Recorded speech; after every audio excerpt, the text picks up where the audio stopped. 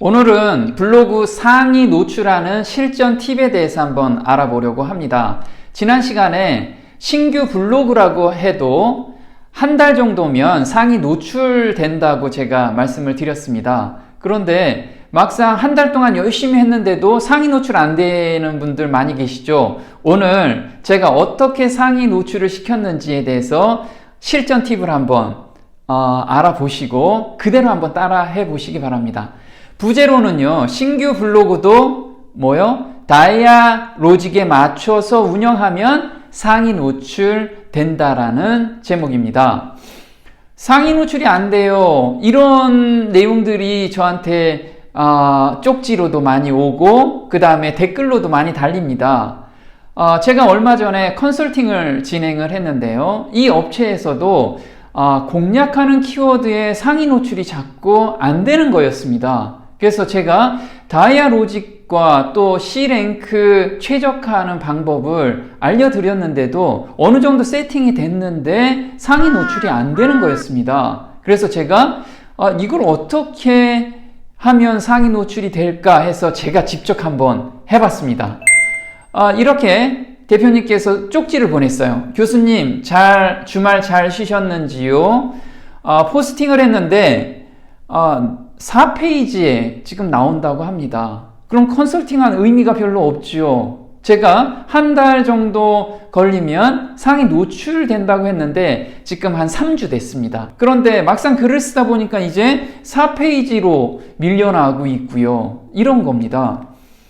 자, 작성한 포스팅 블로그가 등록 결과 12에 등록이 되었다고 합니다. 그렇게 조회수도 많지 않은데 말이죠. 그래서 제가 극약 처방을 한번 내려봅니다. 대표님께 블로그 쓸 내용을 저한테 이메일로 보내주시면 여기는 IT 전문 분야입니다. 그래서 제가 그 전문 분야를 우리 사장님만큼 알지는 잘 못하죠. 그래서 어떤 내용을 쓸 건지를 제가 먼저 파악을 하고 한번 다이아 로직에 맞춰서 글을 한번 작성해 보도록 제가 했습니다. 그래서 그게 좀 센 키워드를 잡아서 한번 글을 작성해 봤습니다. 그런데 보시면 작성한 지 3시간 만에 이렇게 검색에 블로그 두 번째 노출이 되었습니다. 그리고 또 다른 키워드에서는 통합 검색이 있죠. 네, 모바일 통합 검색, 뷰 통합 검색에서 이렇게 메인에 노출이 되었습니다. 보시면 3시간 전입니다. 이렇게 하다 보니까 사장님께서 그동안에 굉장히 글을 잘 쓴다고 생각했는데 상위 노출이 안 돼서 속이 상했죠. 그런데 제가 로직에 맞춰서 글을 쓰고 이 로직대로 제가 글 쓴 패턴대로 앞으로 쓰시라고 말씀을 드렸습니다. 그러다 보니 희망이 보이네요 하면서 저한테 다시 톡이 왔습니다. 자, 블로그 상위 노출하는 팁. 자, 제가 저만 이렇게 글을 써서 상위에 노출된다. 이건 아닙니다. 어차피 네이버나 또는 다음이나 로직에 의해서 돌아갑니다. 그 로직에 맞춰서 글을 작성하면 누구나가 상위에 노출이 되는 겁니다. 그 기술을 제가 또 알려드리는 거고요.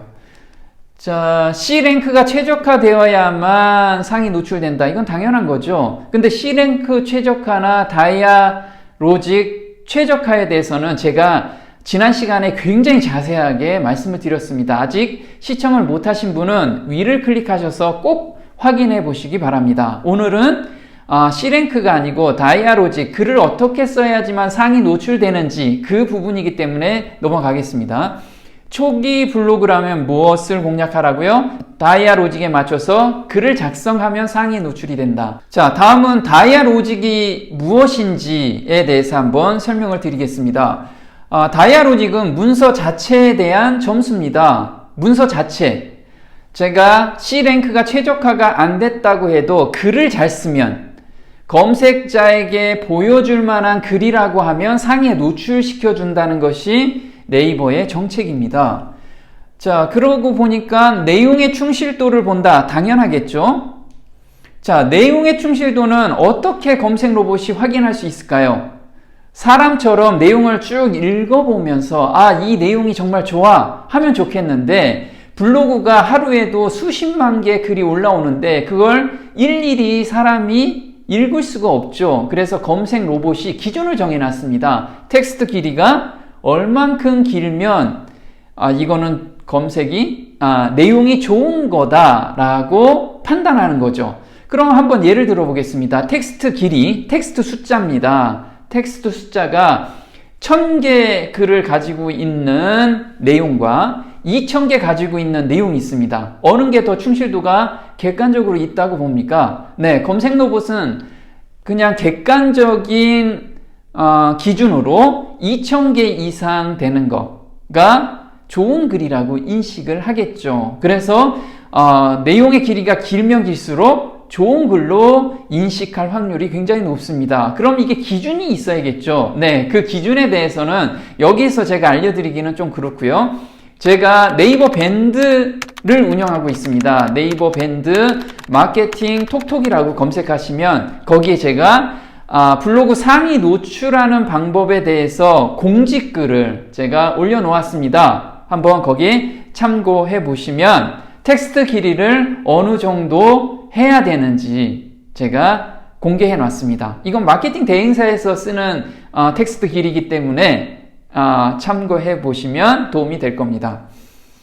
자, 이미지 개수와 퀄리티도 이게 굉장히 중요한 요소로 되고 있습니다. 이미지가 예전에는 굉장히 작거나 퀄리티, 해상도가 낮은 것도 올렸지만 지금은 모바일에서 퀄리티가 좋은 거로 사람들이 보기를 좋아하죠. 그래서 퀄리티가 높아야 됩니다. 그 다음에 또 뭐가요? 동영상도 마찬가지죠. 동영상도 퀄리티가 좋은 동영상은 상위 노출될 확률이 굉장히 높습니다. 이게 다이아 로직의 지수를 높이는 방법입니다. 자, 핵심 팁이 있어요. 네. 자, 이 로직을 다 안다고 해서 글을 쓰면 상위 노출이 잘 안 됩니다. 그런데 저는 어떻게 상위 노출을 시켰냐면요. 바로 요겁니다. 키워드별로 검색자가 원하는 정보가 있습니다. 예를 든다면요. 컴퓨터 IT 같은 경우는 어때요? 정보성을 원합니다. 어떤 컴퓨터에 대한 어떤 프로그램에 대한 장단점을 사람들이 흔히들 원하죠. 거기엔 후기보다는 정보성을 더 많이 원합니다.